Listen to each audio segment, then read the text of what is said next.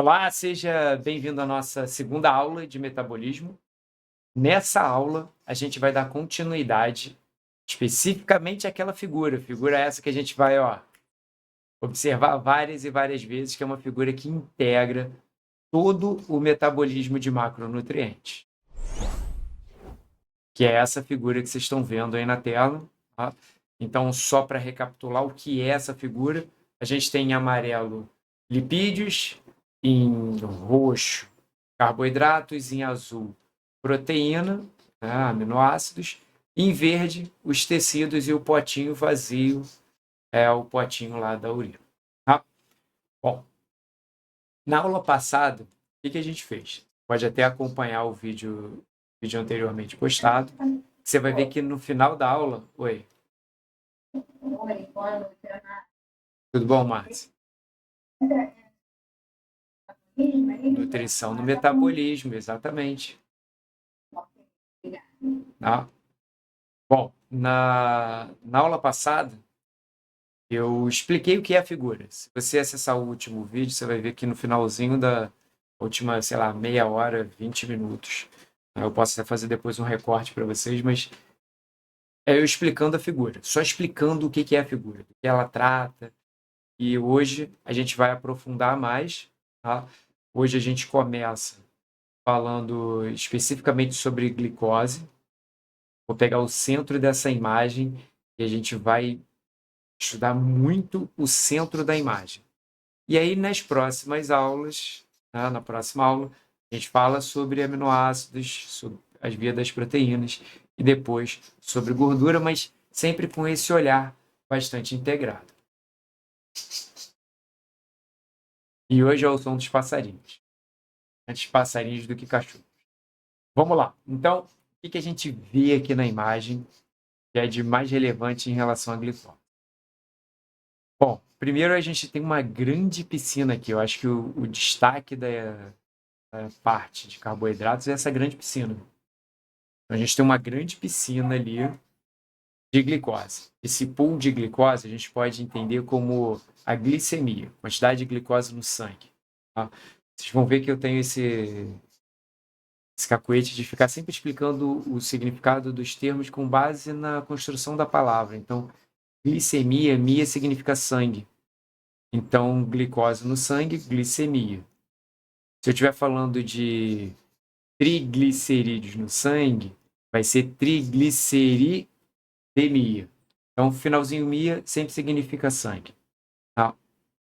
Então, essa piscina no centro da imagem é a piscina de glicose que a gente vai entender como a nossa glicemia.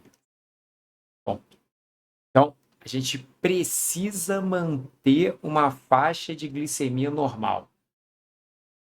Isso é uma regra, isso é uma obrigação. Eu preciso manter essa glicemia dentro de uma certa normalidade. Não tem como eu não manter essa glicemia. Se eu não conseguir manter essa glicemia, pode ter certeza que a gente vai ter aí um problema. Tá? Por que a gente vai ter um problema? Porque a glicemia, ela mantém o funcionamento do nosso cérebro.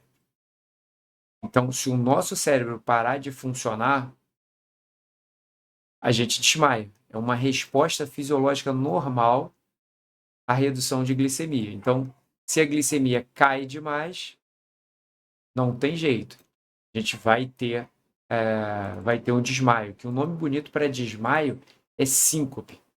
A gente fala assim, o paciente teve uma síncope. Pode falar comigo. É por isso que quando a glicose está muito baixa, por exemplo, você desmaia no meio da síncope. Até quando você está concentrado, ele desmaia. Exatamente. Então, essa glicemia muito baixa, ela começa a dar sinais. A gente tem uma faixa de glicemia, como vocês podem observar aqui, né, no centro da nossa imagem, que precisa ser mantida. Que é essa faixa que eu estou mostrando aqui. Se a glicemia cai demais, observe o seguinte. Aqui eu tenho uma saída de água dessa piscina que é para o metabolismo encefálico. Então, aqui eu estou levando glicose para o cérebro. Aqui para o encéfalo, na verdade, né? E aqui eu tenho uma outra saída, que é o fornecimento de glicose para os diversos tecidos. Notem que o nível de saída dos dois é diferente. Olha que interessante. Aqui a gente tem uma linha vermelha que representa o mínimo de glicemia que o seu corpo tenta manter. Seu corpo tenta manter uma glicemia mínima, que é a glicemia de jejum. Ah, Sérgio, o que você está falando? Está falando daquele exame que a gente faz? Exatamente isso. Não estou falando de uma glicemia depois de consumir alimentos, eu estou falando da glicemia de jejum. Vou fazer o exame de sangue. 12 horas de jejum, 8, 10 horas. Vou lá, colho o sangue, vejo o resultado. Aquele valor que eu vejo no exame é o mínimo que o meu corpo tenta manter. E tenta manter aquele equilíbrio ali, de forma que essa glicemia não caia demais. Toda vez que a glicemia começar a cair demais, eu começo a ter respostas a essa glicemia muito baixa. E o que vai acontecer? Se a glicemia sai do ponto de equilíbrio normal que você tem e vai abaixo de uma glicemia minimamente aceitável, por exemplo, 70, 65, 60, você vai ter uma resposta fisiológica a essa glicemia muito baixa, a essa hipoglicemia. Vou melhorar a minha explicação aqui. A gente tenta manter a glicemia num determinado padrão de normalidade. Por exemplo, a minha glicemia fica ali em torno de 75, 80. Olha lá. Meu corpo estabeleceu esse padrão. Quando eu tiver 60 anos, talvez o meu padrão de glicemia, o uso de jejum, fique na casa de 85, 90. Algumas pessoas aqui na turma talvez tenham uma glicemia de jejum mais alta do que isso ou mais baixa. Não importa. Todo mundo tem o seu ponto regulatório. E aí que eu não estou falando de diabético ainda, daqui a pouco a gente pode até comentar sobre o diabético.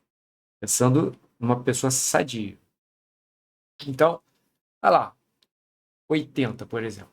O corpo tenta manter uma glicemia de 80. Uma glicemia de 80, tudo funciona bem. O meu sistema nervoso central recebe glicose, meus músculos recebem glicose. Daqui a pouco a gente vai ver as estratégias para manter essa glicemia de 80.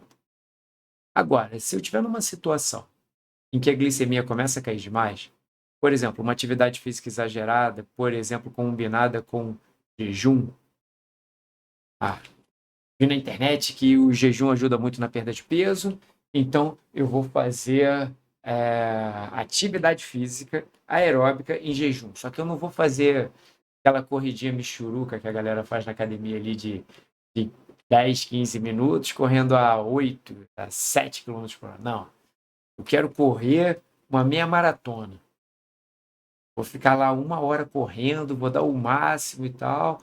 E depois disso eu vou para musculação. Antes disso fiz musculação, depois eu vou correr ali por mais 1 hora.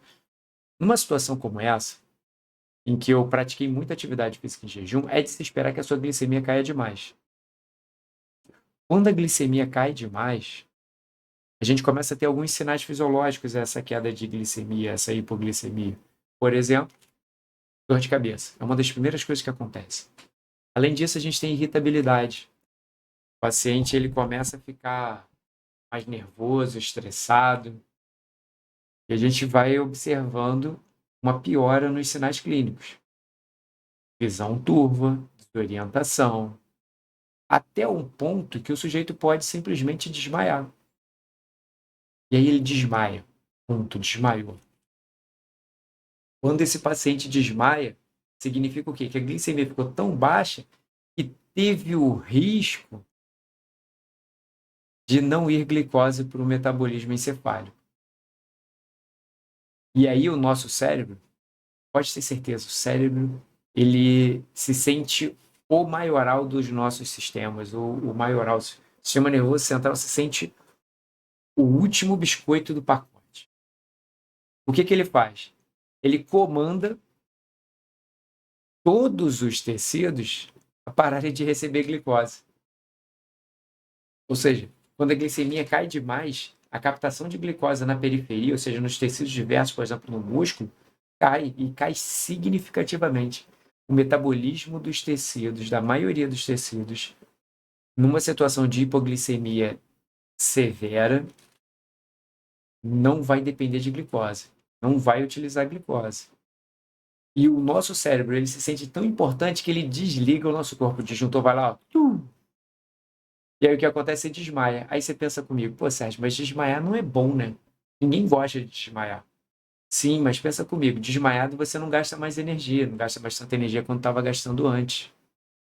E aí, desmaiado, o seu cérebro ele tem condições de receber mais glicose. E talvez aquela situação adversa, por exemplo, de excesso de atividade física, para.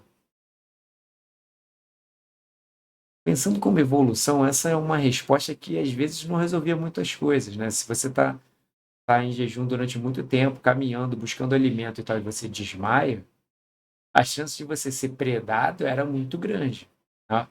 Mas pelo menos o cérebro continuava funcionando. E o cérebro ele só pensa nele. O cérebro ele é muito egoísta.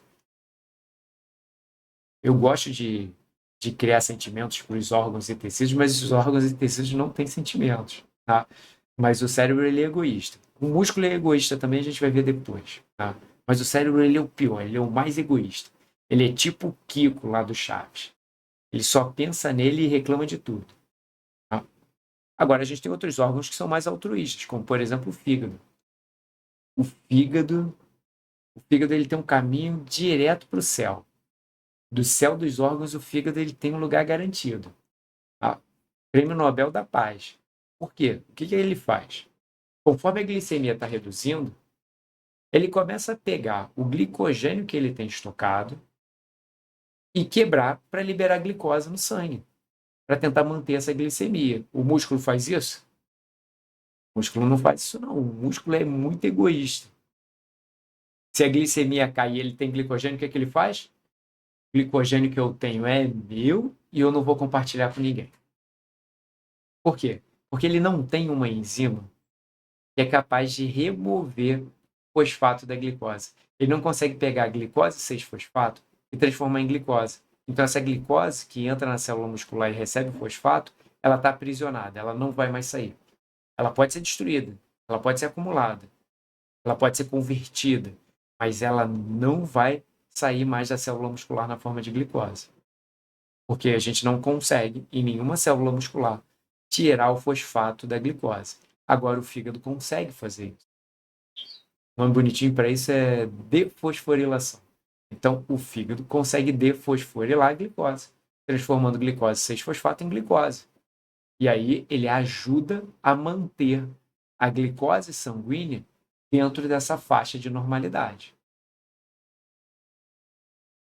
Sérgio, está indo rápido demais. Calma, respira. Tudo bem. Vai, galera. Faz a pergunta aí.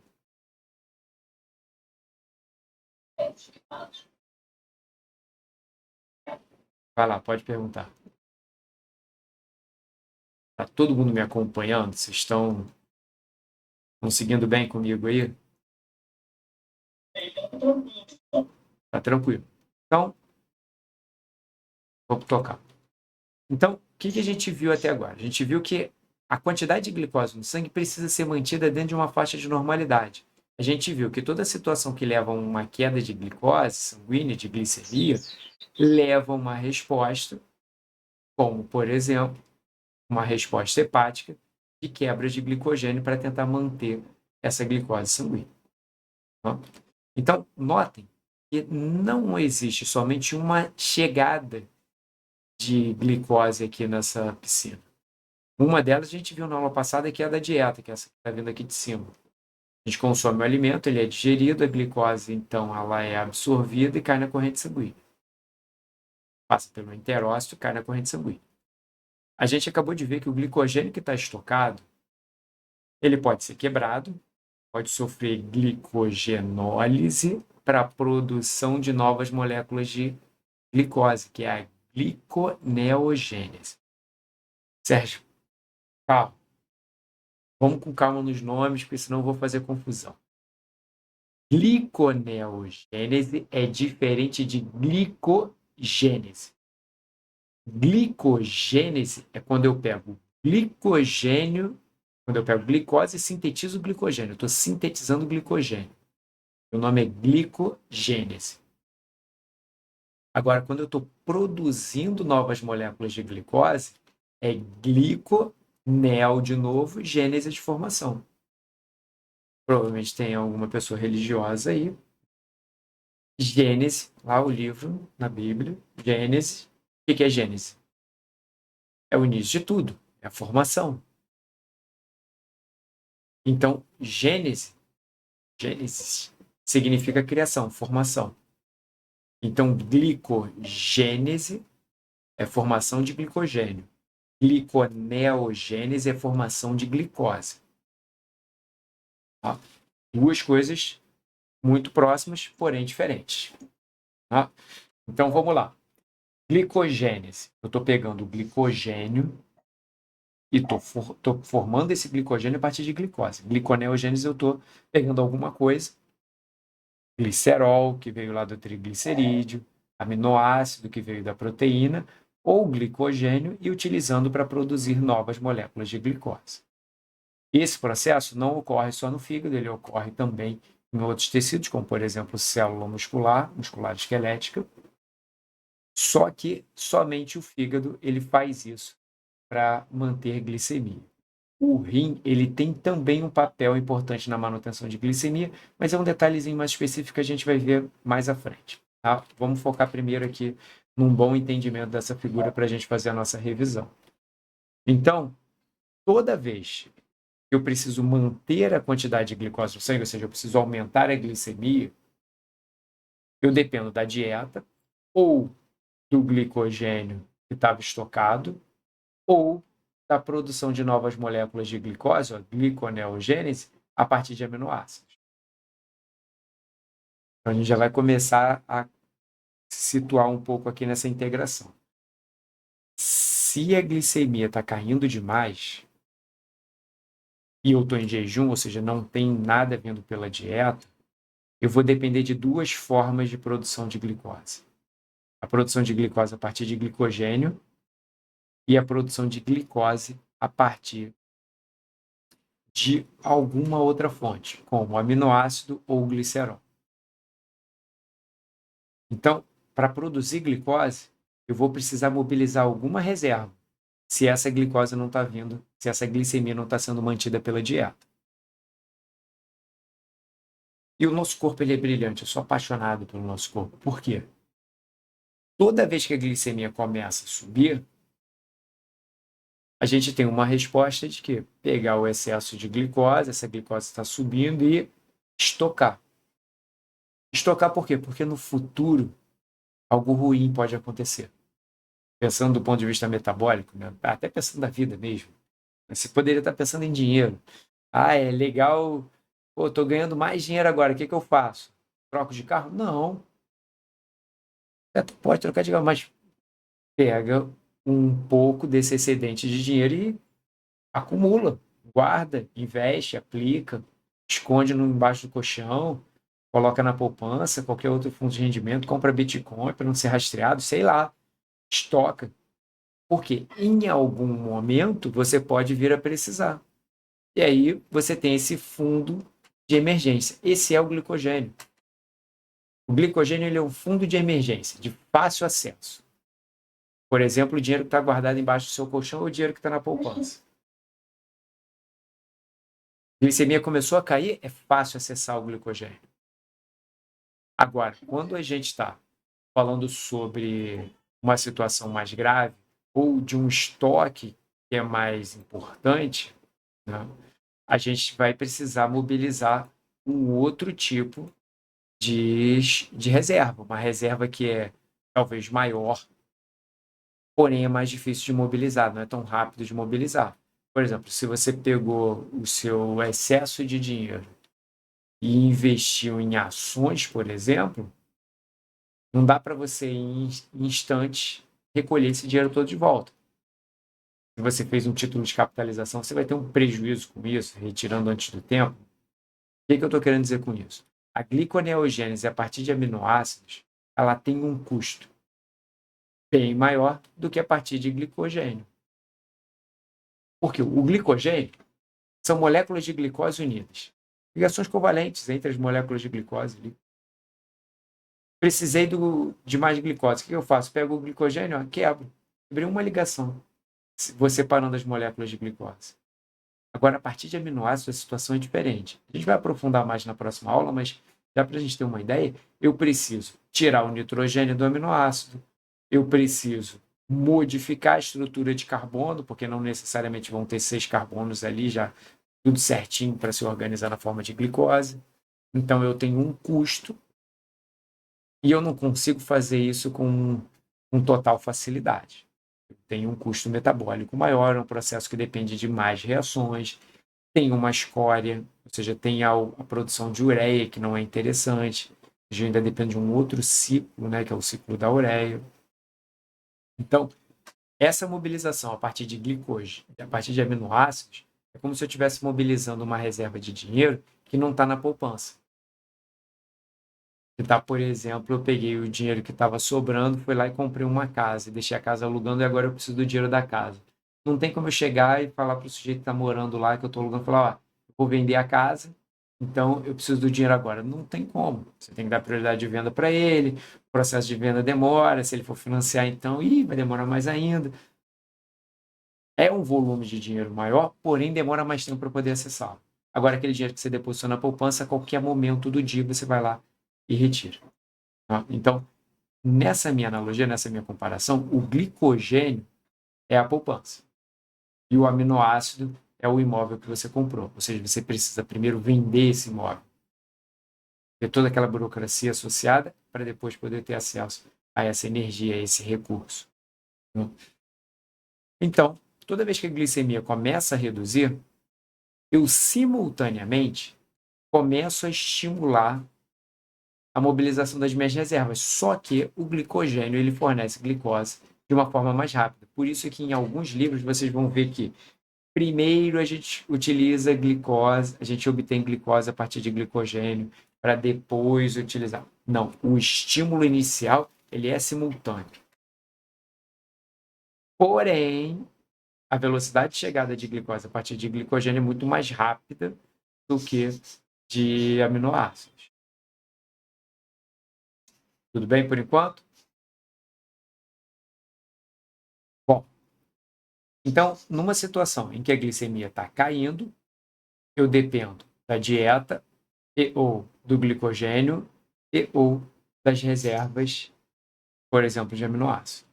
Então, mobilizo reserva, obtenho pela dieta. Se nada disso der certo, a glicemia vai cair mais do que o esperado. E aí, o meu cérebro vai falar o seguinte, ó, desliga. Desliga por quê? Porque você vai morrer. Se o cérebro morrer, o corpo todo morre. Então o cérebro vai lá e desliga e você desmaia. Mas ele vai dando sinais antes disso.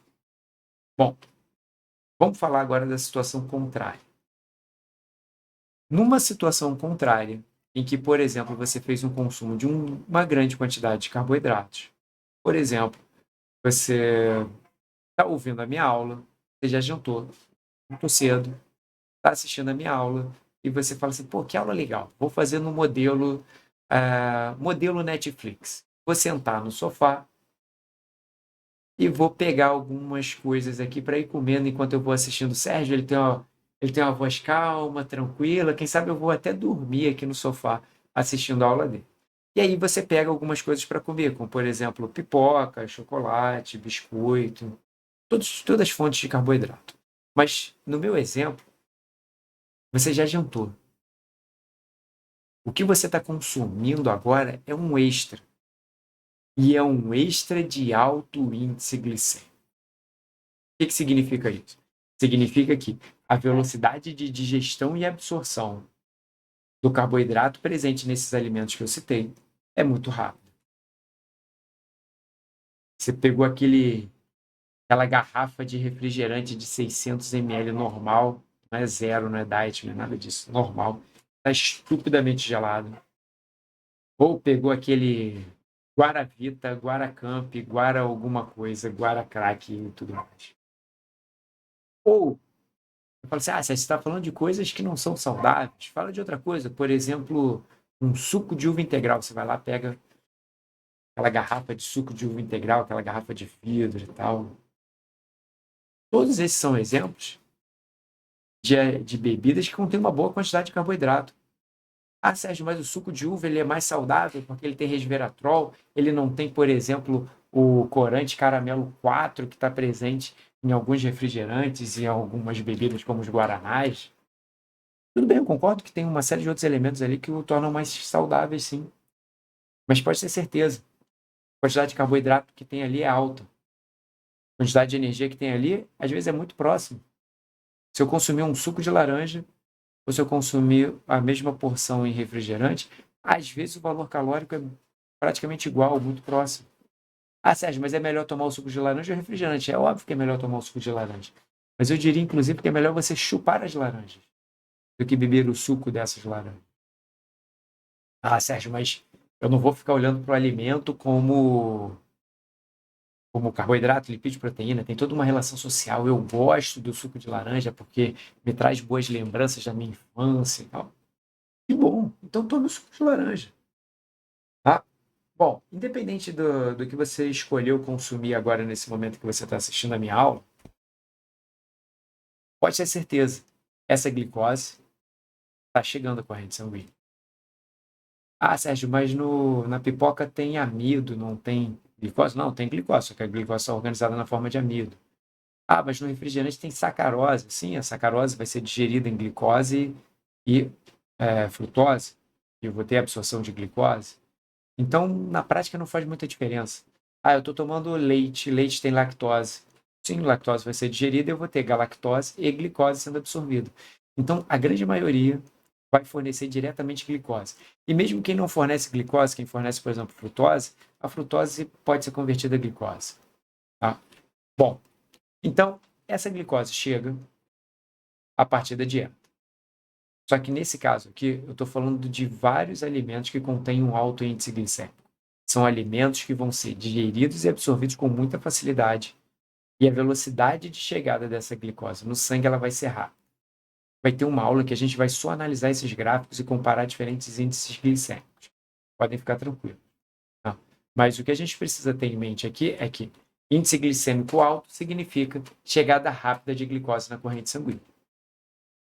Bom, se chegou glicose rapidamente na corrente sanguínea, a gente vai ter uma primeira resposta que é hormonal. Toda vez que a glicemia sobe demais, tem um hormônio que sobe junto. Qual é o hormônio que sobe junto com a elevação da glicemia? Tem mais de um, mas ele é o mais famoso. Quem dá mais, quem dá menos? Se quiser, pode digitar. Coloca lá no chat.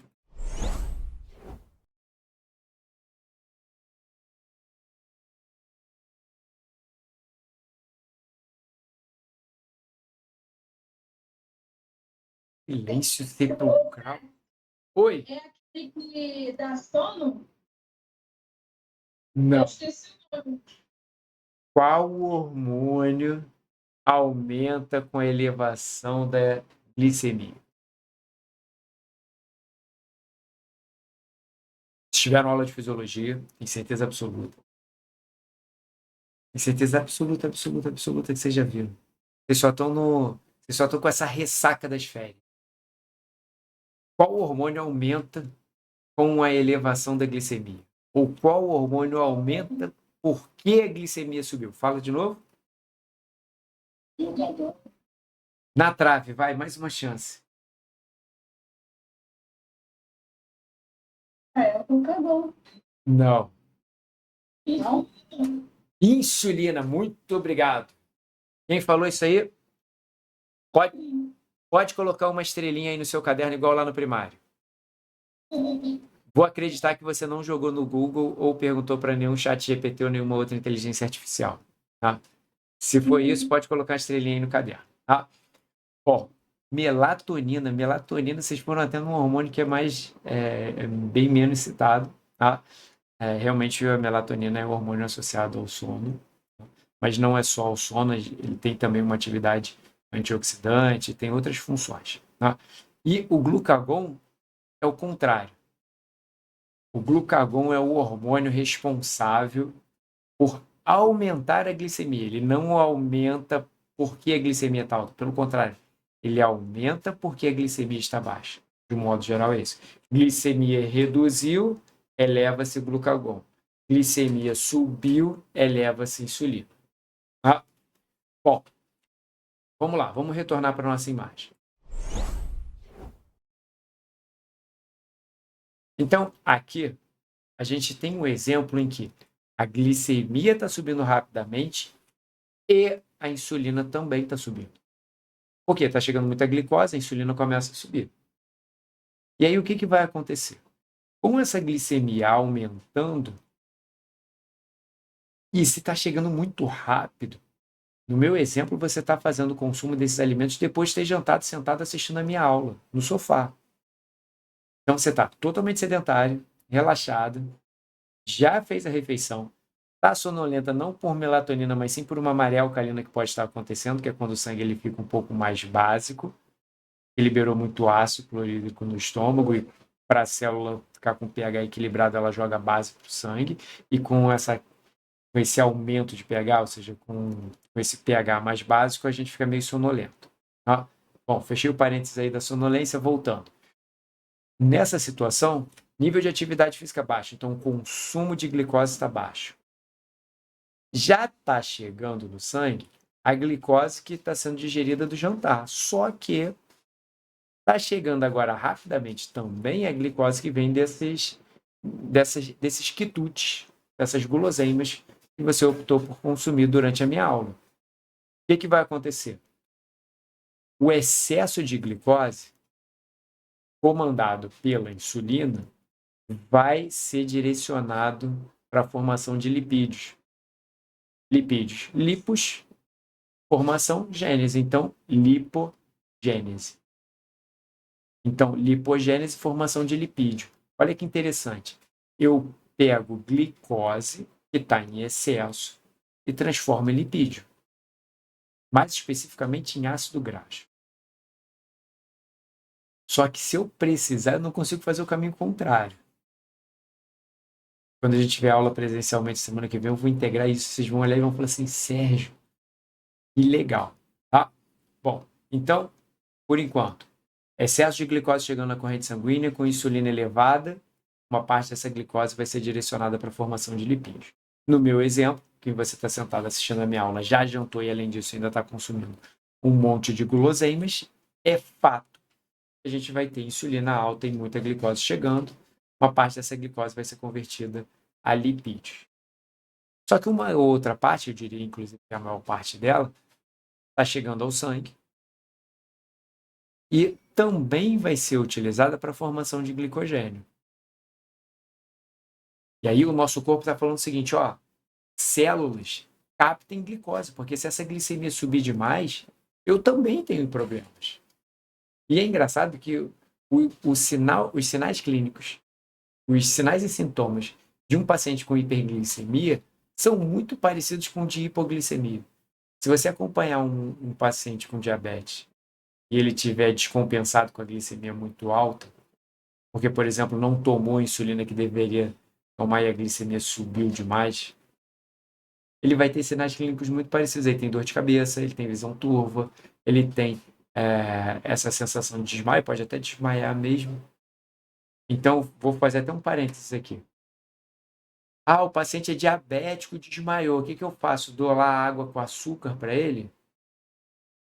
Não, ele pode ter desmaiado porque a glicemia dele estava extremamente alta.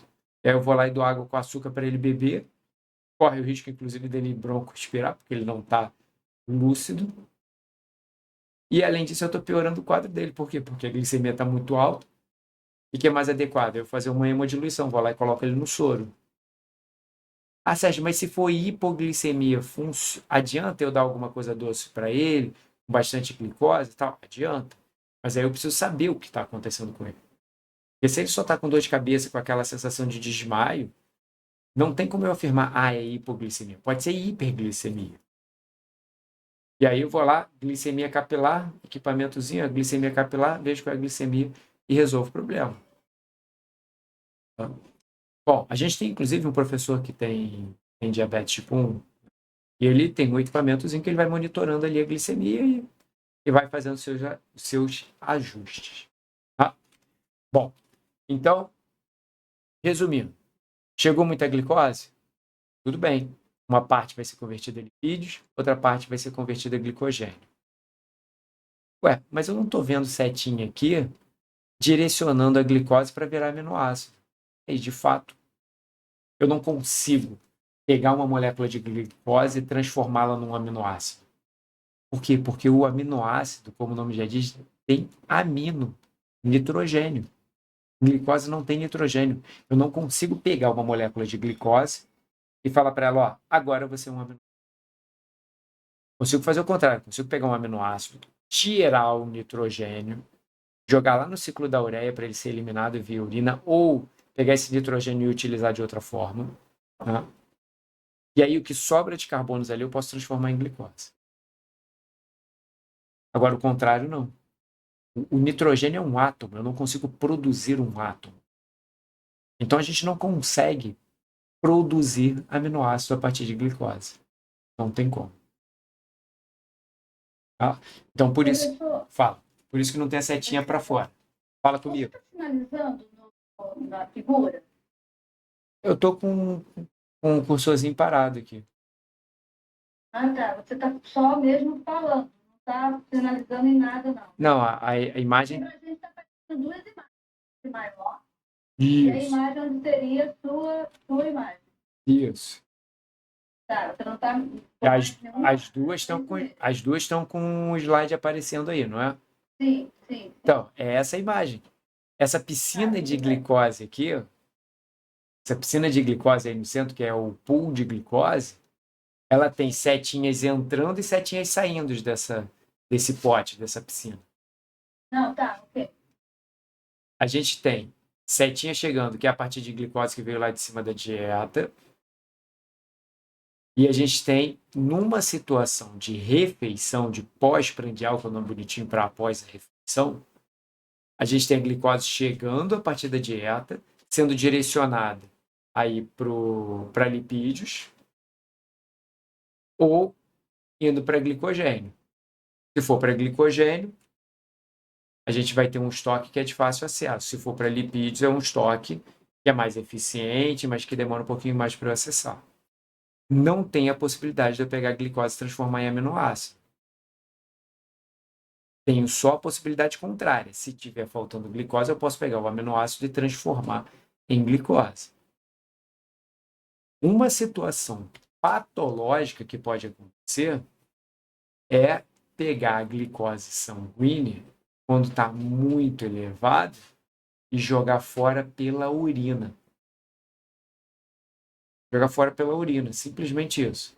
A gente tem um nome bonito para isso que é glicosúria. Então, o que é glicosúria? É eu pegar a glicose e eliminá-la na urina. Tá ok? Isso só vai acontecer no paciente diabético. Paciente com uma hiperglicemia muito severa, resultante de alguma doença. E diabetes tipo 1 é muito fácil de entender. O jeito não produz insulina, então se ele não produz insulina, a quantidade de glicose que está indo para os tecidos e para o cérebro ela é mínima. Eu não produzo insulina, se eu não produzo insulina, o estímulo para a formação de glicogênio também está pequeno. Então, essa glicemia sobe mais do que deveria. Resultado, começa inclusive a sair glicose pela urina. Eu tenho certeza que vocês lembram lá da fisiologia renal. E o rim, ele produz urina a partir de 3 etapas: filtração, reabsorção e excreção. No caso da glicose, ela é filtrada, ou seja, ela vai para o filtrado, ou seja, ela iria ser perdida, só que ela não é perdida porque ela é completamente reabsorvida. Ela só não é reabsorvida se a glicemia estiver exagerada. Paciente com uma glicemia de 600 vai ter glicosúria? Vai. Isso, inclusive, é um dos sinais clínicos que ajuda a entender quando o paciente está diabético. O paciente chega para a gente e fala assim, eu procurei o sistema de saúde porque ao redor da louça sanitária, está começando a dar formiga. Se está dando formiga ao redor da louça sanitária é porque tem glicose ali. Então tem alguém naquela família que está eliminando glicose na urina. Se eu tiver que apostar quem é, eu vou provavelmente apostar na pessoa mais velha e obesa. Que é quem tem a maior chance de ser diabético. Pode falar. O suor também pode eliminar Não sai. Isso o é, suor, né? isso é uma lenda urbana, tá? Não sai glicose pela urina, não, pelo suor. Sai cloreto de sódio, cloreto de potássio, a água, né? Mas glicose não. A gente não tem, a glândula sudorípara não tem essa capacidade. E ainda bem que não tem, né? Porque imagina a situação. Imagina você dorme, você acorda suado. Sim, ia ser muito complicado. E não é só a questão da formiga, não. Me preocuparia muito mais as bactérias oportunistas. Que iam ter bactérias ali que elas iam proliferar com muita eficiência, por quê? Tem um ambiente quente, protegido, úmido e com glicose. As bactérias iam proliferar, a gente ia ter muita doença de pele se isso acontecesse. Aí, para compensar, a gente ia ter que ter uma liberação de anticorpos junto com esse suor para tentar reduzir a taxa bacteriana. Ia ser bem confuso isso. Não é impossível, mas ia ser bem confuso. Bom, então, essa urina perdida aqui, essa glicose perdida na urina, ela só acontece em situações de doença. Tá? Bom, vamos entender uma coisa de forma muito clara aqui. Eu gosto de fazer a comparação com uma construção civil. A glicose, ela é o tijolo. Ela não é engenheiro, ela não é pedreiro, ela não é mestre de obras. Ela é tijolo. Eu quero produzir uma parede, ou seja, eu quero produzir glicogênio. Glicogênio é a parede. Quem executa a ação de pegar a glicose, ou seja, de pegar o tijolo e ir encaixando ali com o cimento, fazendo a ligação e criando essa parede, não é um engenheiro. Imagina numa obra o engenheiro indo lá e falando, ó, preciso de uma parede ali, e ele mesmo vai lá colocar a mão na massa? Não. Quem é o pedreiro é a enzima. Começa a imaginar. A enzima é o pedreiro. A glicose é o tijolo. Tá. Então, quem é o engenheiro? O engenheiro é a insulina. O engenheiro é o glucagon.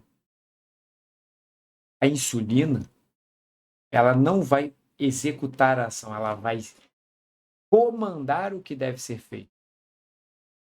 Ah, Sérgio, isso aí não é quase a mesma coisa? Não, não é quase a mesma coisa.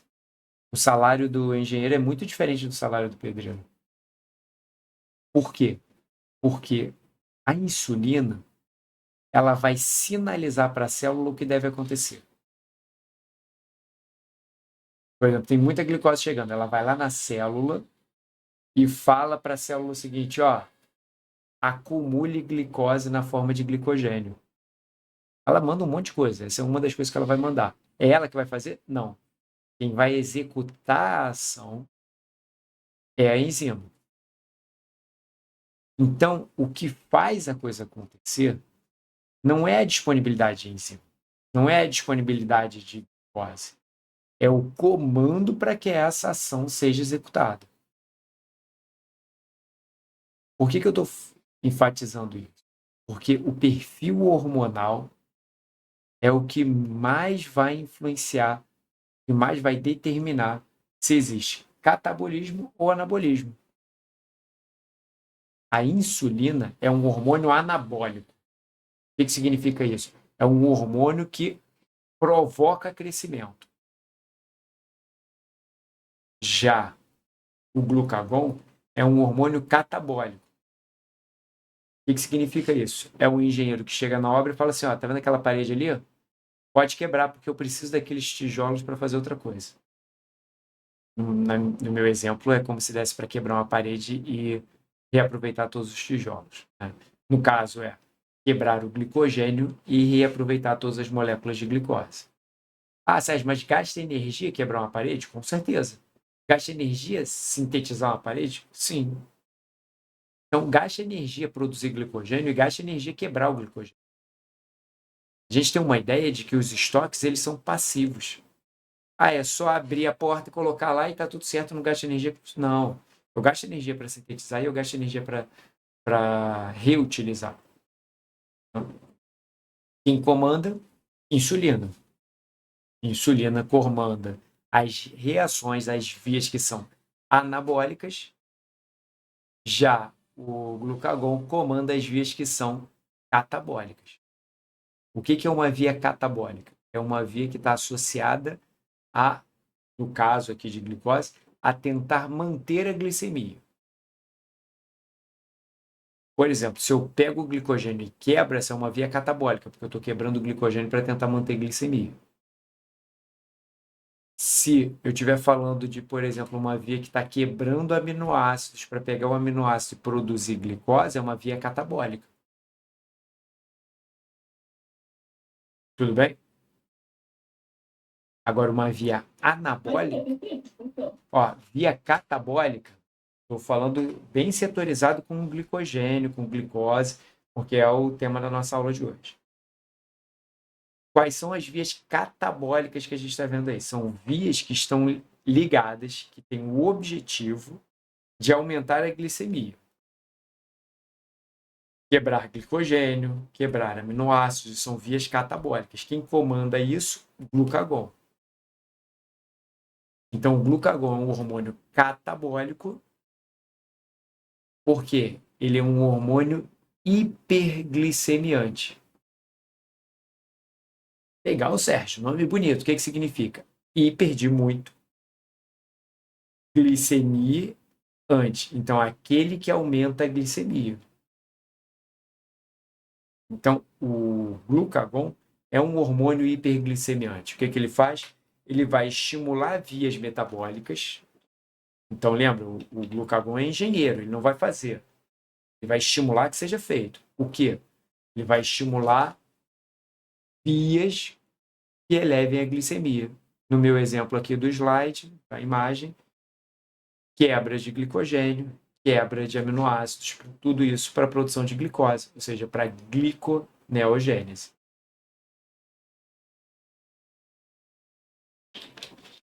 Foi agora? Foi, obrigada.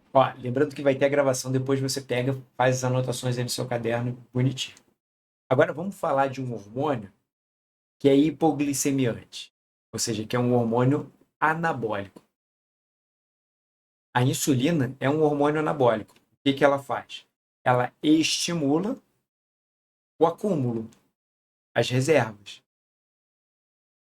Então, lembra? A gente falou que a glicemia, quando elevada, eu tenho o estímulo de lipogênese, tenho o estímulo de glicogênese. Quem estimula isso, quem comanda isso, quem fala glicose, melhor, quem fala célula, pega essa glicose aqui e produz glicogênio, pega essa glicose aqui e produz lipídios. É insulina. Quando ela faz isso, ela reduz a quantidade de glicose no sangue. Então, a insulina é um hormônio anabólico e hipoglicemiante.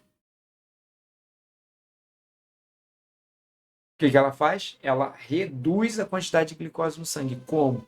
Estimulando a captação de glicose pelas células e o acúmulo desse excesso de glicose. A insulina faz mais coisa, mas para o nosso slide aqui, para o nosso entendimento, isso é o mais importante. Tranquilo?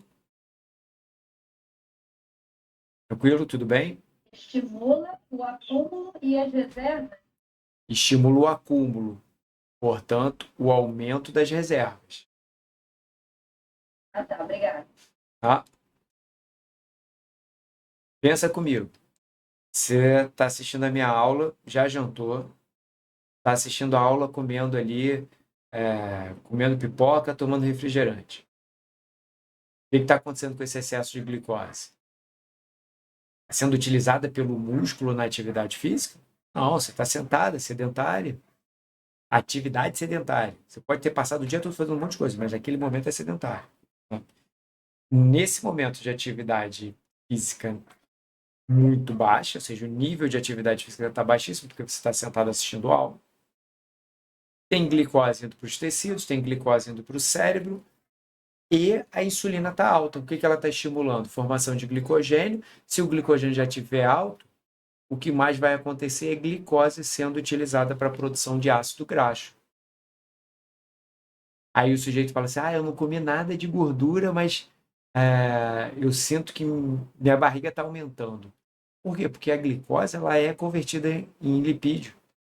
E esse lipídio, todo lipídio que é produzido a partir de glicose no nosso corpo, é ácido graxo saturado.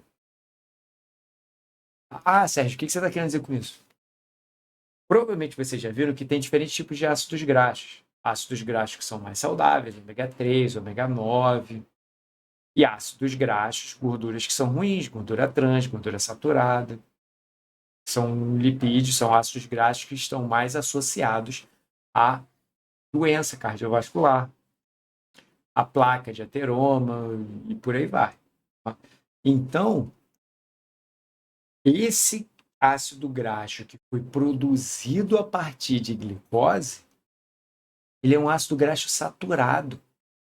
Ele tem predileção, ele tem preferência para ser acumulado na região central do corpo, inclusive gordura visceral.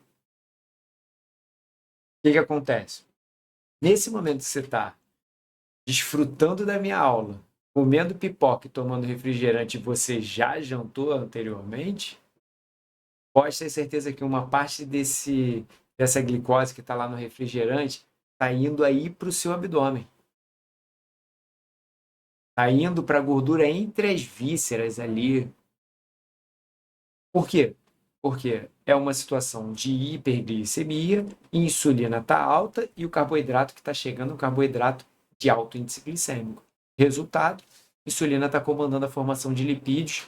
Como não tem atividade física para gastar esses ácidos graxos formados, pode ter certeza que esse ácido graxo ele vai ficar ali bonitinho na forma de triglicerídeo no adipócito.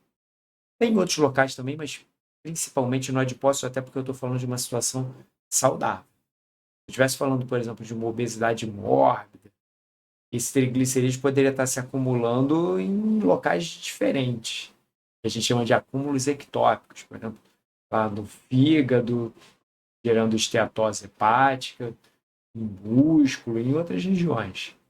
Tá? Tudo bem esse caminho? Então, anabolismo, reserva, cúmulo, catabolismo, quebra, mobilização de reservas. Tá? Catabolismo é necessário para a gente manter a vida. Catabolismo excessivo ocorre em situações críticas para a nossa existência. Jejum de longo prazo, estresse intenso, atividade física exagerada também. Tá ok? Então, catabolismo. Anabolismo. Anabolismo ocorre em situações de fartura. Está sobrando. O que eu faço? Me planejo para o momento de carência. O homem primitivo, ele evoluiu num cenário de incerteza. Era incerto se o homem primitivo ia conseguir consumir ou não alimentos. Sérgio, eu vi no documentário, eu vi na reportagem que tinha algumas regiões do planeta em que o homem ele tinha fartura de alimento, acessava alimentos com muita facilidade e tal. Tudo bem, mas ele vivia numa incerteza, o que a gente chama hoje de insegurança alimentar. Então, o nosso corpo evoluiu, a nossa espécie evoluiu para pegar o excesso e acumular. Porque pode existir momentos de incerteza, e no momento de incerteza, essa reserva vai ajudar a manter a vida. Então, A gente hoje vive uma repercussão da adaptação a um ambiente dos nossos antepassados, do homem primitivo lá atrás, do homem pré-histórico. Por quê? Porque lá ele coletava, ele caçava, ele se deslocava bastante, ele lutava, ele tinha um gasto energético alto, o consumo alimentar dele precisava ser compatível com isso, e toda vez que ele conseguia um excedente, ele acumulava, porque em outros momentos poderia ser necessário utilizar essa reserva. Como é que vive o homem moderno? Não tem dificuldade nenhuma de acesso a alimentos. Não estou falando de qualidade de alimento, estou falando de acesso a alimentos. A gente vive um cenário, pelo menos por grande parte da população, de que existe algum acesso a alimentos. Não estou falando que é o melhor alimento do mundo, que é o mais saudável, perfeito, não. Existe algum acesso. Na maioria das vezes, um acesso suficiente. Na grande maioria das vezes. Com um gasto energético muito baixo para isso acontecer. Por exemplo, eu estou aqui sentado. Se eu quiser parar para comer alguma coisa, eu não vou precisar subir numa árvore. Eu não vou precisar caminhar longas distâncias. Eu não vou precisar nadar. Eu não vou precisar caçar, lutar com a presa. Eu não vou precisar roubar a comida de ninguém. Então, o meu gasto energético para obter alimento é muito baixo. Eu vou descer 2 lances de escada, vou lá embaixo na cozinha, pego alguma coisa e subo. Pronto, já estou comendo. Então, o problema que a gente tem hoje está muito associado à obesidade, porque o gasto energético da população é muito menor do que deveria ser, do que o nosso corpo evoluiu para ter, e o consumo calórico é mais alto do que deveria ser. Por exemplo, a gente estava falando de alguns alimentos aqui, de guloseimas e tal. O homem primitivo não tinha acesso. Laranja para ele era o que? Era um alimento. Ele consumia a laranja, comia o bagaço da laranja, chupava a laranja, comia o bagaço, era isso. Ele não tinha um espremedor para pegar várias laranjas ali, colocar num copo e tomar. Ele não coletava as uvas e fazer uma redução de uva ali, um suco concentrado de uva. Não, não tinha isso. Ele não pegava cana de açúcar e transformava em açúcar para depois pegar esse pozinho com altíssima densidade calórica e misturar em bebidas para ficar mais saborosa. Então, a grande maioria dos alimentos que o homem primitivo consumia tinha uma densidade calórica baixa, valor nutricional alto, né, com uma boa quantidade de nutrientes, mas porém com uma densidade calórica baixa. Então, o equilíbrio do homem primitivo era fazer mais atividade física que o homem moderno faz e ter um alimento com uma menor densidade calórica. Aí, como que a gente vive? A gente vive a situação contrária. Gasta pouquíssima energia, consome alimentos com muita facilidade e alimentos com alta densidade calórica. E bebidas calóricas.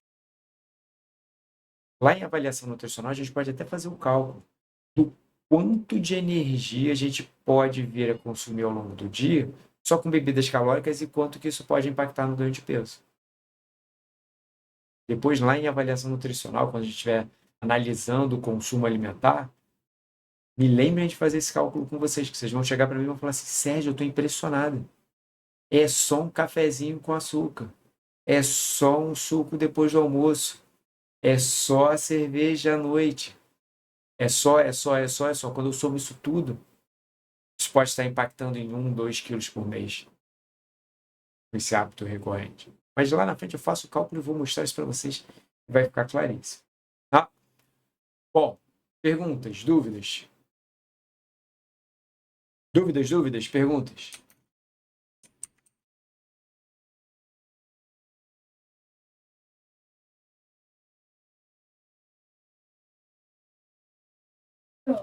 Fala. Você vai voltar com essa explicação ou não? Vamos voltar. Vamos voltar. Não vou deixar vocês na mão, não. Porque, tipo assim, eu não vou dizer que eu entendi algumas coisas, só que eu entendi tudo. Entendeu? É muita informação assim, É muito, tão boa. Informação. é muita informação e assim, a gente vai seguir nesse ritmo, tá? Sim. Semana que vem a gente tem aula presencial, a gente tem um ritmo de aula no presencial que é diferente, que tem mais interação, que é um pouco mais fácil de entender, porém a gente tem uma vantagem aqui, que é essa aula ficar gravada, amanhã já está disponível para vocês, talvez até mesmo hoje, dependendo aí de fatores, mas você pode assistir de novo. Foi É, porque de ontem eu assisti no YouTube hoje. muito bom. Sim. E aí, o que você vai fazer? Amanhã tá de bobeira? Ao invés de ficar no Instagram, não. Não, você vai lá, acessa meu canal do YouTube, pega a aula que eu vou postar e assiste de novo. Coloca ali no fone de ouvido, bota o celular apoiado na. É, ó, vou lavar a louça. Bota o fone de ouvido ali, eu pego o celular, boto ali no canto, estou lavando a louça, estou ouvindo o Sérgio falar sobre homem primitivo, anabolismo, catabolismo, insulina, glucagon, gliconeogênese, lipogênese, assim vai. Que isso vai ajudar. Bom, voltando aqui para. Pode falar comigo. Depois de comer uma bomba dessa, dar uma caminhada, cidadezinha, porque ficar parado é difícil, né? É, então, a gente precisa pensar com calma aí. Vamos pensar o seguinte. Vou consumir um grande volume de energia. Uma grande quantidade de energia ali. Vamos pensar, por exemplo, uma situação, por exemplo, vou para um rodízio de pizza. Isso, ideal. Vai ter o aniversário de fulano e marcou lá numa pizzaria. Não vou fazer propaganda de nenhuma pizzaria, não sou patrocinado, mas você vai lá naquele rodízio de pizza lá, o famoso na cidade. Aí você vai lá. É fato, você vai consumir uma boa quantidade de energia. Você não vai sair do rodízio de pizza de noite. Muito provavelmente você não vai sair do rodízio de pizza de noite e vai falar assim, não, agora eu vou lá para academia, vou malhar, vou pedalar, vou fazer. Muito provavelmente não. Aí, pode caminhar, mas eu vou te dizer que o gasto energético de uma caminhada é muito baixo. Muito baixo. Eu estou fazendo as promessas em relação aos cálculos lá em avaliação nutricional, vocês anotem aí e depois me cobrem. Tá? A gente pode calcular isso daí e ver qual é o gasto energético de uma caminhada, para ver o impacto. Pode ser que não cubra nem, dependendo da distância, né, e de alguns fatores, como o peso e a forma que vai ser feita essa caminhada, pode ser que não cubra nem uma ou duas fatias de pizza. Aí o sujeito vai lá para o rodízio, come 10 fatias, caminha meia hora e acha que resolveu o problema. Não cobriu nem o valor calórico de uma ou duas fatias. Tá? Então, qual seria o melhor? Vou tentar achar uma resposta aqui que pondera tudo isso. Lembra que a gente viu no slide que se está chegando muita glicose e o glicogênio está cheio, a prioridade é acumular na forma de gordura. Agora, se o estoque de glicogênio estiver baixo, menos glicose vai ser convertida a lipídio. O que eu faço para o glicogênio ficar baixo? Melhor opção? Atividade física.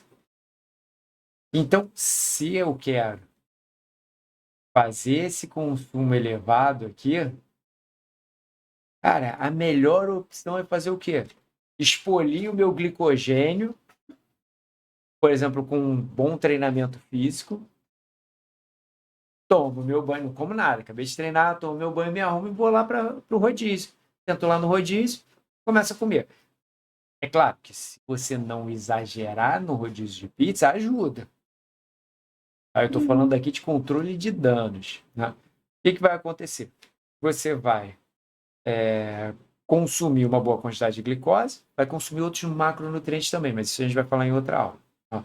Vai consumir uma boa quantidade de glicose, porém, essa insulina alta com essa glicose toda chegando, vai ter duas possibilidades. Levar o excesso de glicose a lipídio e também a glicogênio. Agora, se você chega a esse rodízio com seu nível de glicogênio lá em cima, a quantidade de glicogênio que a gente consegue estocar na célula é limitada. Não vou aumentar indefinidamente o estoque de glicogênio. Então, qual é o caminho que vai sobrar? Virar gordura. Então tá aí uma boa dica. E essa é uma dica que, inclusive, eu dou nas minhas consultas. Tem paciente que fala assim, ó, eu adoro comer chocolate. Você gosta mesmo? Depende muito desse consumo? Então tudo bem, vou colocar na dieta. Em que momento? Pós-treino da atividade física. E ainda funciona como um estímulo, como uma bonificação, como um prêmio por ter praticado atividade física.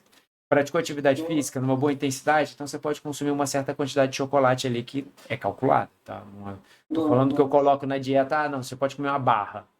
Não. Dependendo do gasto energético, sexo, idade, uma série de fatores, vai entrar uma certa quantidade de chocolate ali no pós-treino. Ah, Sérgio, então o chocolate como pós-treino é a melhor coisa que tem? Não. Eu estou falando que no pós-treino é o momento em que esse chocolate vai causar menos dano à sua composição corporal. Tá bom, professor. Obrigado. Tudo bem? Vamos lá, mais perguntas, vai.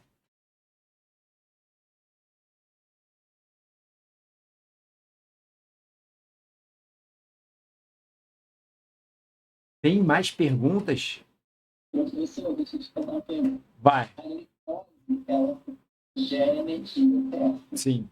Eu comer uma coisa, vou lá, posso fazer tudo, difícil de comer.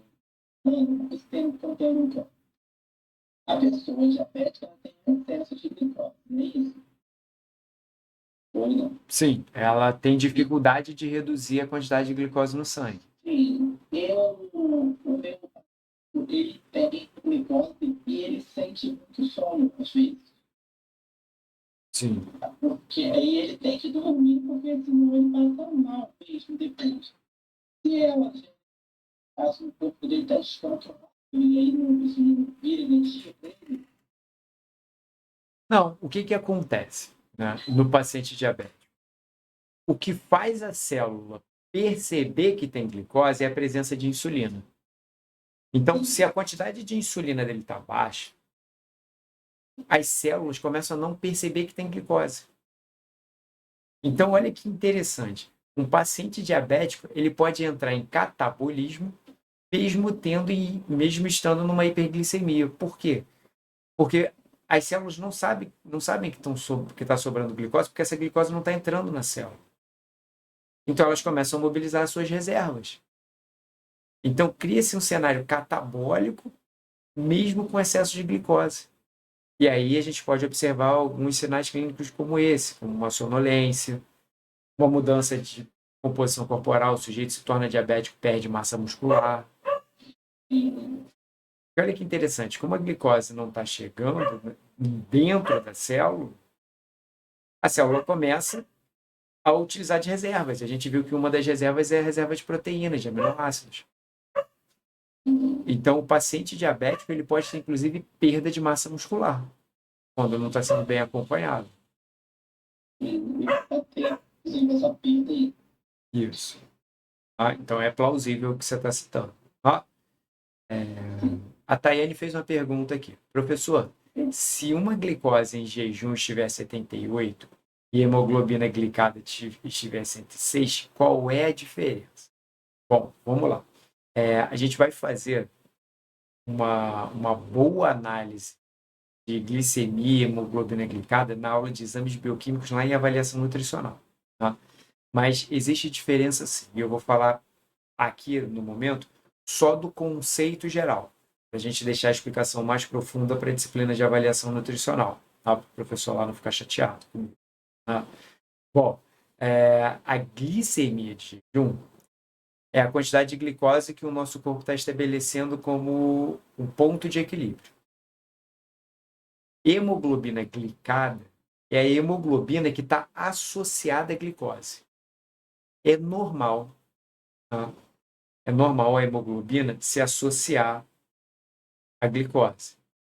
Quando tem uma quantidade de hemoglobina muito alta associada à glicose, e aí esse dado é em percentual, está com 8%, 9%, tal. O que significa isso?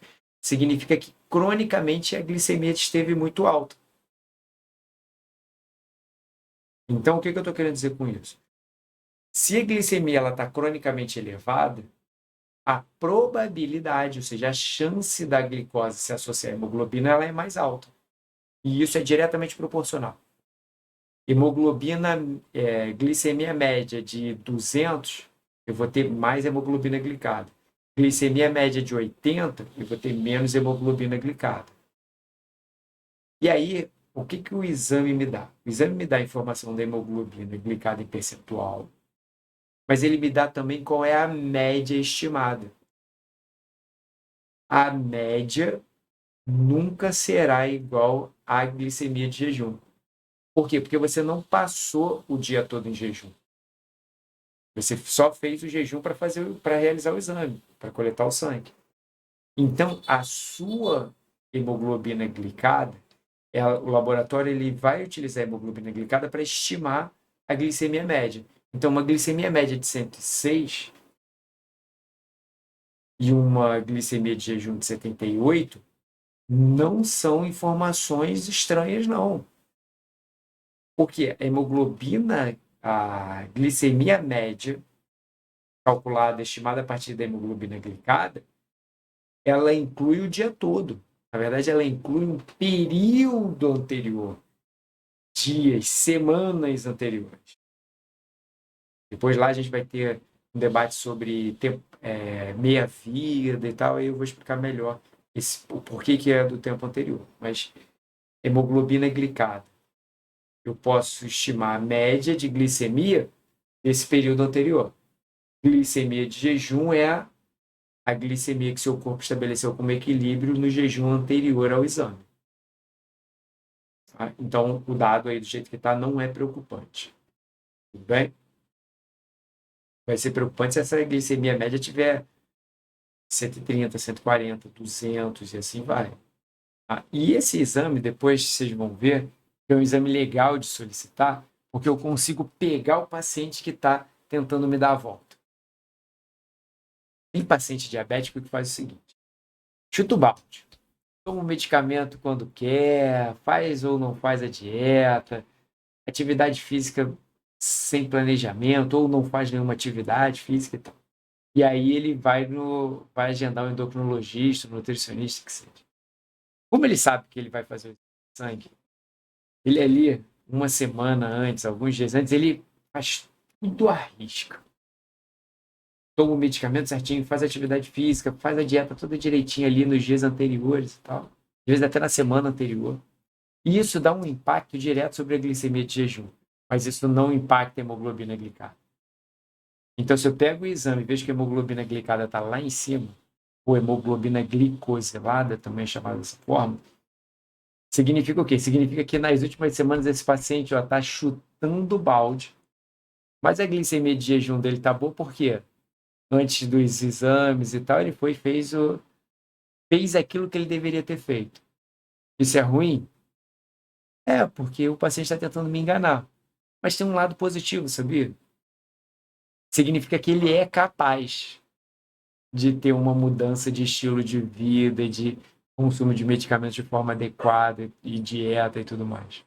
Ele só não está fazendo e aí a gente precisa saber o porquê. Mas essa resposta não está na disciplina de metabolismo. Um pouco dessa resposta vai estar lá em avaliação nutricional, mas muito provavelmente vocês vão encontrar essa resposta completa lá em nutrição comportamental, em dietoterapia, talvez. Tá? Por quê? E aí, a explicação dele não estar seguindo a dieta direito não está no metabolismo dele, está na esfera da mente, aí, dependendo da linha da psicologia que o sujeito segue, da mente, do comportamento, dos pensamentos limitantes e por aí vai. Tá? Tudo bom, Tayane? Consegui atender a sua questão?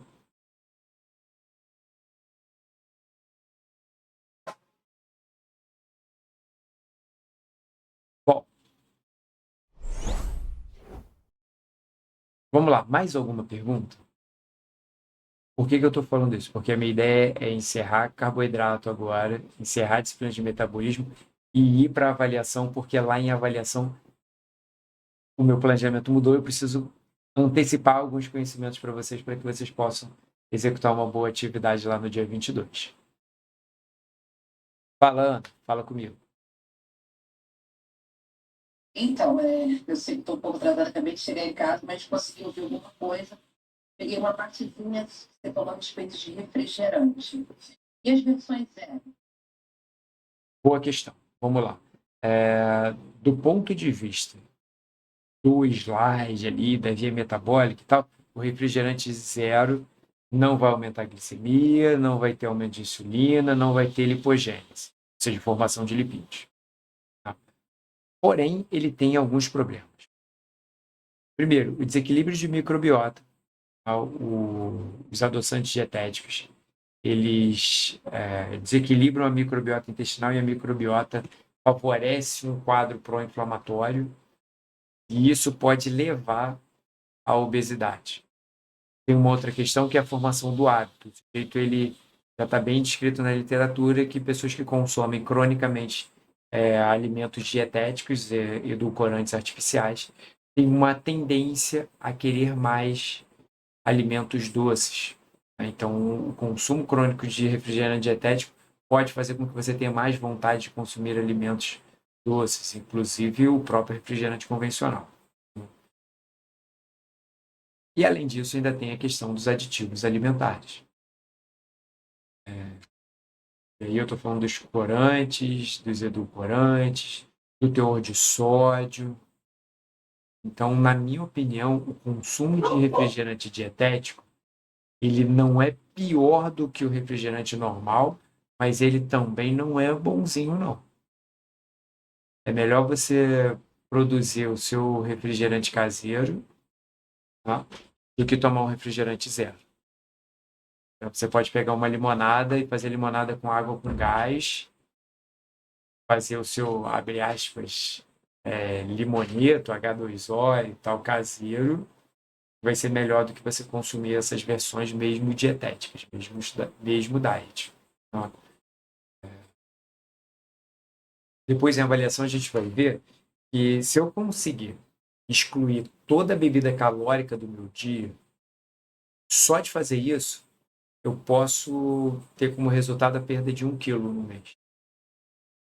E isso é um fato interessante para a gente. Então, se eu conseguir eliminar por completo o açúcar, porque uma das principais formas de consumo de açúcar é através das bebidas, as bebidas adocicadas. Então, café com açúcar, suco com açúcar, refresco com açúcar, refrigerante com açúcar, guaraná com açúcar, chá com açúcar. Se eu conseguir eliminar por completo esse açúcar e eliminar os produtos industrializados, isso provavelmente vai levar a um impacto de uma perda de 1 quilo depois de um mês. Desde que o consumo dos outros alimentos estejam equilibrados, minimamente equilibrado ali. Então, Ana, vou dar uma dica do fundo do meu coração. Vale mais a pena você beber água do que consumir o refrigerante zero. Vale mais a pena você tomar um refresco que você fez com fruta e tudo mais do que o refrigerante zero. Vale mais a pena você pegar. Ah, Sérgio, mas isso não é prático. Vamos falar de algo que seja prático, realmente. Porque me incomoda algumas orientações nutricionais que são muito lindas, mas que não são praticáveis. Vale mais a pena você pegar uma garrafa de suco de uva integral. E é isso que a gente faz aqui em casa. Pegar uma garrafa de suco de uva integral. Ah, Sérgio, mas aí tem uma quantidade de carboidrato muito alta. Tudo bem, concordo. O sabor também é muito forte. E diluir com água.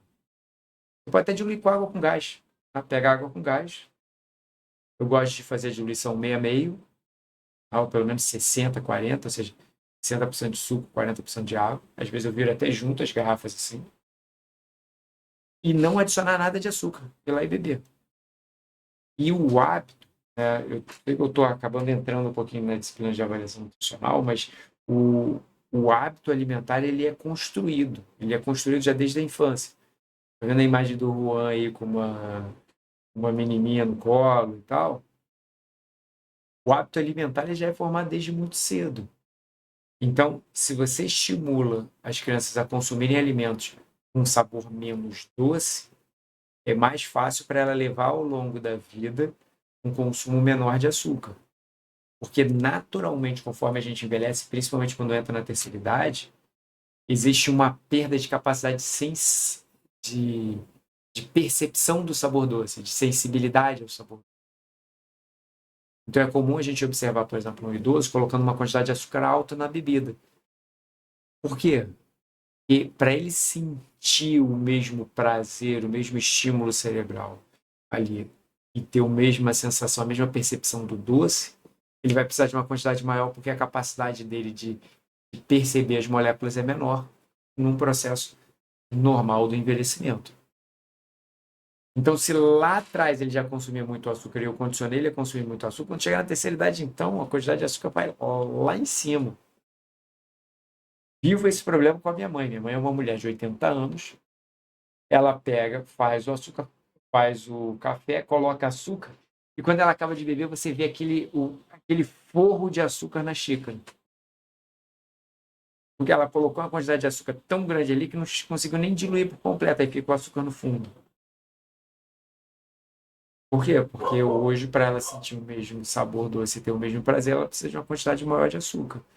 Se lá na infância ela tivesse sido condicionada, sendo estimulada, sendo o seu hábito formado sem o açúcar, não teria problema. A minha filha, ela toma esse suco de uva exatamente da forma como eu estou falando para vocês que eu faço. E para ela tá ótimo. Ela toma o suco industrializado de caixinha também? Sim, para ela também é muito gostoso, mas a gente precisa competir com a indústria, competir com festas, com diversos ambientes. Por exemplo, quando eu peço para ela um suco, vamos supor, a gente está num restaurante qualquer, eu peço água e peço suco. Eu diluo o suco, por exemplo, daquela latinha de suco, que eu não vou falar o nome, né? Eu vou lá e diluo com água. Pego uma garrafa de água, pego uma lata de suco e diluo ali na hora e dou para ela. E aí ela está consumindo o suco que ela queria, só que com um teor menor de açúcar porque eu diluí com água. Então isso ajuda não só a manter o hábito alimentar dela, atender essa questão social de estar consumindo suco numa lata que ela gosta e tal. Às vezes eu coloco água dentro da lata, eu tiro um pouco do suco, coloco no copo. E aí eu completo o que eu tirei de suco com a água, coloco o canudo e dou para ela, porque ela curte essa relação de pegar a lata com suco e beber com canudo ali. E aí eu vou lá e tomo aquele copo com suco diluído. Tudo bem, Ana? Consegui atender aí sua questão? Sim, sim, mas eu tenho só mais uma dúvida, assim. Sem problema, pode perguntar. Ainda já, não que eu curta, tá? Mas a galera que Mas gosta pode de curtir, não tem cerveja, problema não, tá? a galera que gosta de tomar cerveja de vez em quando, que não é meu caso. Sim. Existe realmente a diferença de cerveja Pilsen, cara? Por que É, a cerveja por malte com relação ao açúcar? boa questão. Boa questão, hein? Vamos falar de um amigo. Um amigo que gosta de tomar uma cerveja, que eu acho que assim o Juan ele vai ficar mais calmo, né, Juan?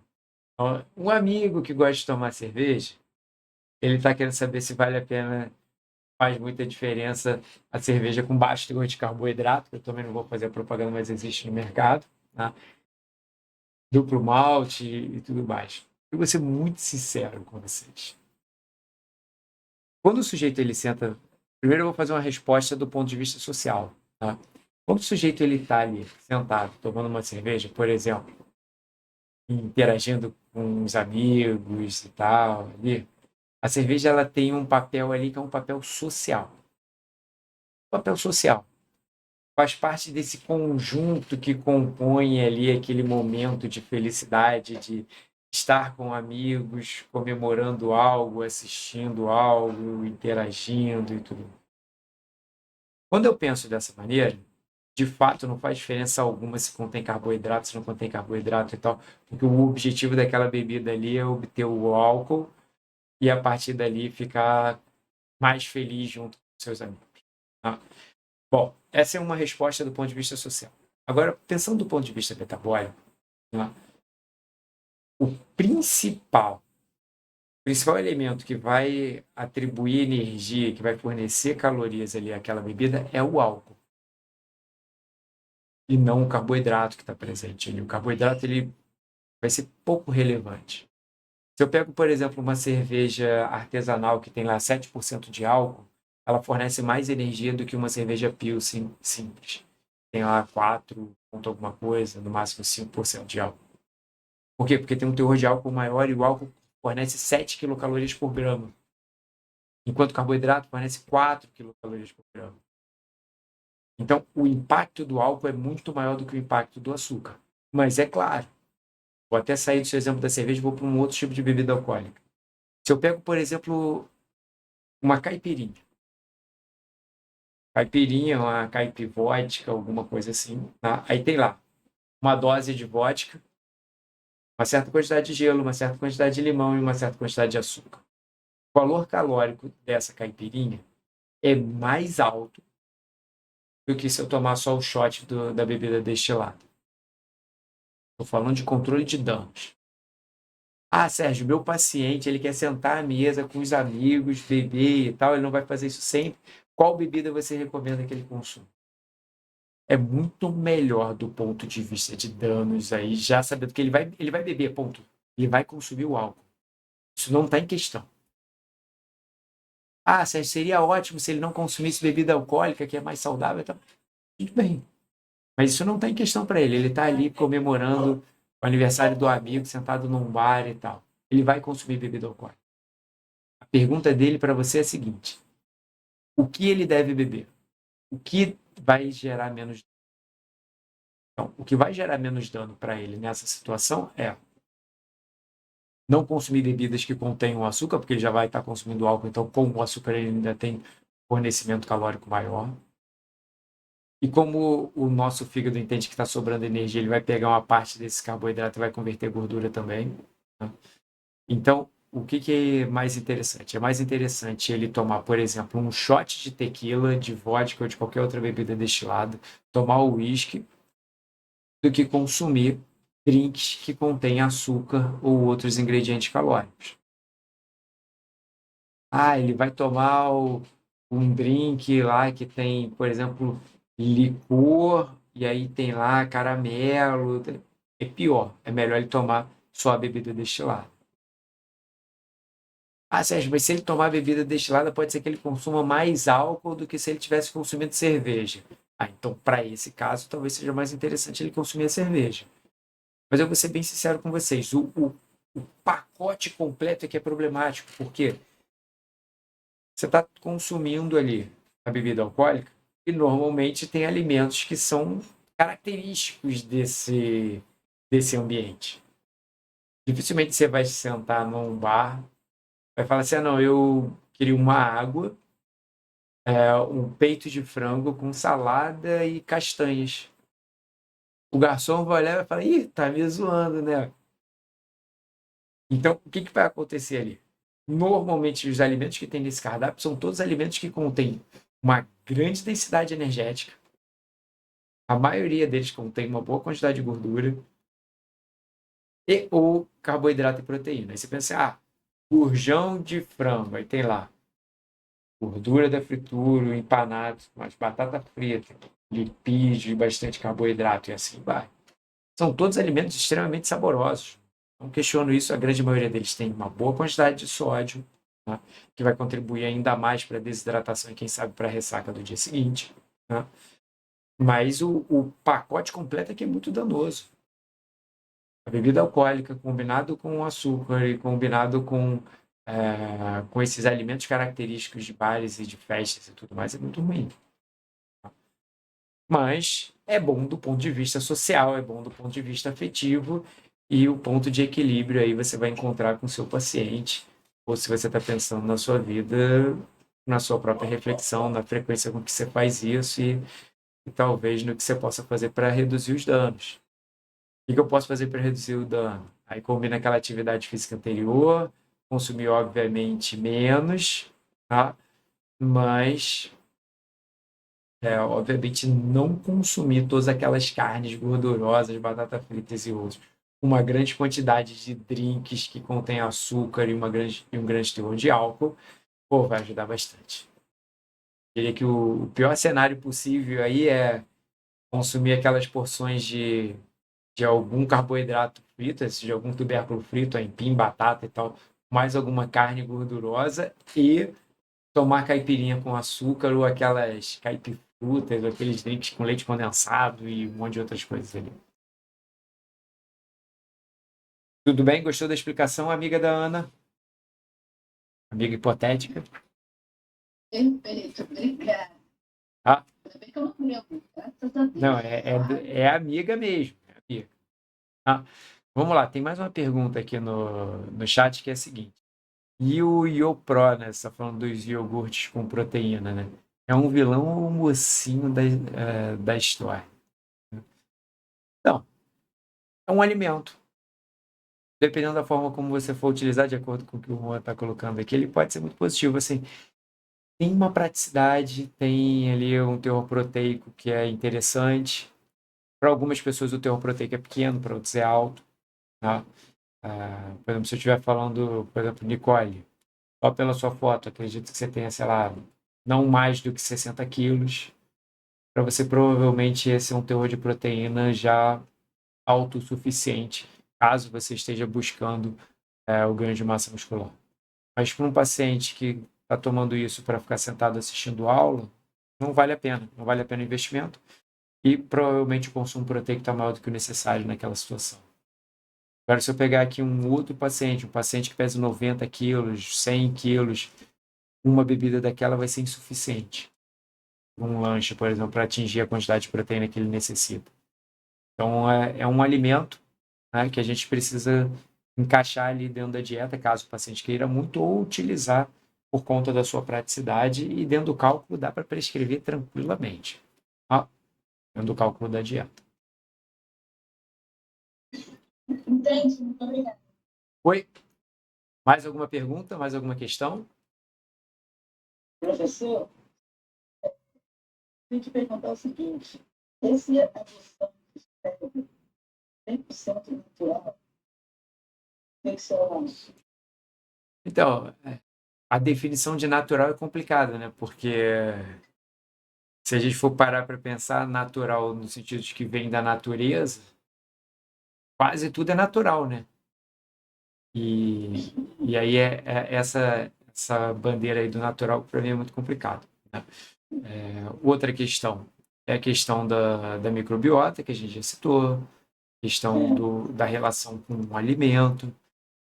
Eu acredito que, assim, dentre as opções de adoçantes dietéticos, né, dos edulcorantes, realmente a stevia é uma das melhores opções, sim. Tá? É uma das melhores opções. Tá? Obrigado. Obrigado. Mais alguém? Alguma pergunta? Porque aí eu vou passar para avaliação nutricional.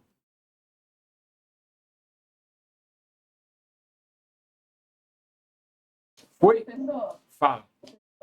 Ó, e o lembrando que açúcar mascavo? ó, a gente vai ter outras aulas, tá? Não precisa se preocupar com isso, não. O açúcar mascavo, é, na minha opinião, o açúcar mascavo é controle de danos. Eu uso açúcar mascavo aqui em casa, mas eu gosto de fazer pão e outras coisas. Então, o açúcar mascavo, aí eu estou falando primeiro da minha relação com ele, né? O açúcar mascavo, ele está ligado à forma como eu fui criado, né? Então, minha mãe sempre foi muito ligada na culinária, né? Fez cursos de panificação, doces e uma série de outros, né? E ela sempre utilizou açúcar mascavo em diversas receitas. Tá? Bom, por isso eu gosto do açúcar mascavo antes mesmo de ser nutricionista. A pessoa Sérgio gosta. Tá? Por exemplo, tem uma bebida que eu gosto bastante de utilizar açúcar mascavo, que é a garapa, né? Uma, é uma limonada com açúcar mascavo, é basicamente isso. Uma É limonada porque, com... professor, desculpa interromper, Sim. porque o médico, meu marido, ele suspendeu a adoção do stevia e passou o açúcar mascavo, onde eu consumi. Vamos lá. Vou chegar aí. Tá? Então, do ponto de vista social, tem pessoas que gostam, tem pessoas que não gostam, tem pessoas que têm mais afinidade ou não. Tá? Agora vamos falar sobre a parte da composição de cada um dos açúcares. Quanto mais refinado o açúcar, maior é o seu índice glicêmico. Não estou falando que o índice glicêmico do açúcar mascavo é baixo, não é isso que eu estou falando. Estou falando que o açúcar mais refinado, ele mais facilmente vai ser digerido e absorvido do que o menos refinado. E o menos refinado de todos é o açúcar mascavo. O demerara. O demerara entrou na moda, mas ele está na metade do caminho entre o açúcar convencional, ou seja, o açúcar branco, né, e o açúcar mascavo. Então, se você tem realmente o interesse de buscar um substituto para o açúcar branco, o açúcar mascavo é de fato uma melhor opção, mas ele fornece um valor calórico muito próximo, ele tem uma composição nutricional melhor, porque tem ali alguns micronutrientes que o açúcar refinado não tem. Tá? Agora, para substituir o adoçante pelo açúcar mascavo, depende de um cálculo de dieta. Depende do grau de diabetes, do quão compensado ou descompensado está o paciente. E depende da composição das refeições. É possível colocar açúcar mascavo para o paciente diabético? É. É impossível? Também é. Depende do caso do paciente. Tem paciente em que eu não substituiria o adoçante dietético por o paciente estar muito descompensado. Acredito que o caso do seu marido é um caso em que o paciente, em que ele está bem com a glicemia usual controlada e está seguindo relativamente bem algum modelo de dieta. Sim, está controlado, assim, agora está. Então, não tem problema. Até porque o paciente diabético, não sei se é o caso aqui, mas aquele que utiliza insulina, ele precisa consumir carboidratos, porque senão ele vai ter hipoglicemia. Então, eu preciso ponderar as duas coisas. Eu preciso de um fornecimento de carboidrato e, ao mesmo tempo, eu preciso do medicamento. E os dois têm que estar conversando. Não dá para o endocrinologista aumenta a dose de medicamento e aí a glicemia dele vai lá embaixo e ele tem hipoglicemia. E as duas coisas têm que estar casadas. O objetivo do paciente, quanto de medicamento ele consome e a dieta. As duas coisas têm que estar conversando. E sem falar, porque o mais importante é a dieta e o medicamento a gente ajusta de acordo com a dieta, ou o contrário, o mais importante é o medicamento, a gente ajusta a dieta ou o medicamento. Não, o mais importante é o paciente.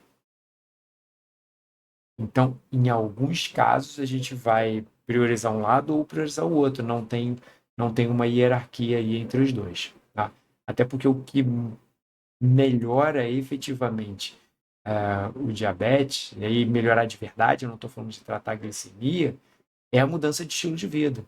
É a perda de peso, aumento de atividade física, consumo de dieta mais saudável. Isso efetivamente melhora a saúde do paciente diabético. Só tomar um medicamento só controla a glicemia.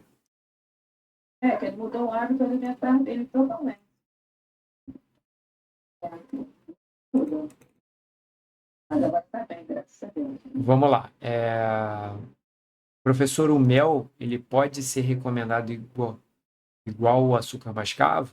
Então, o mel, ele tem o poder adoçante também. Por exemplo, eu gosto de usar mel para adoçar chá. Né? Eu gosto de botar um pouquinho de mel no chá, alguns tipos de chá. Ele vai ter fornecimento calórico, ele vai ter um índice glicêmico alto e ele só é diferente do ponto de vista do sabor, da forma que é utilizado, mas eu vou ter cuidado com o paciente diabético, eu posso contemplar isso na dieta, calculando ali de acordo com o gasto energético, então eu diria que sim, Tailândia. Diria que sim. Ok? Vou passar para avaliação, tá, galera? E aí, se eu não respondi alguma questão aí, segura. Próxima aula, semana que vem, eu volto a abordar a imagem e volto a abrir para a gente debater bastante. Tá? Bom, para isso, vamos fazer o seguinte: 2, 3 minutinhos de intervalo e a gente retorna.